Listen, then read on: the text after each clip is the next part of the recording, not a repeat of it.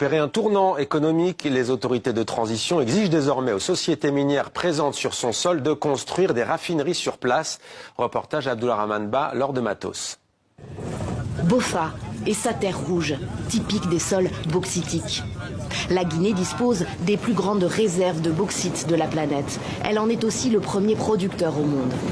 Mais elle ne transforme que très peu ce minerai qui permet d'obtenir de l'alumine, cette poudre blanche destinée à la production d'aluminium. Une anomalie historique qui devrait être corrigée avec la construction par la société chinoise SPIC à Boffa de cette raffinerie d'alumine, la première depuis l'indépendance.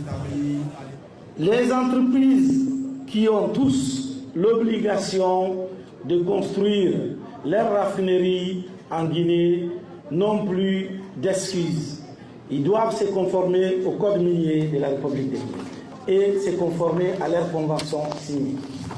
Avril 2022, le président de la transition tape du poing sur la table et convoque les sociétés minières actives en Guinée.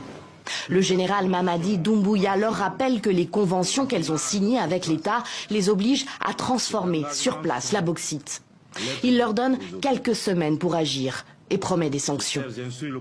Les Chinois de SPIC sont les premiers à se lancer concrètement avec cette raffinerie attendue pour juin 2028. Sa capacité de production devrait être d'1 milliard de tonnes d'alumine par an. L'investissement se monte à un peu plus d'1 milliard de dollars.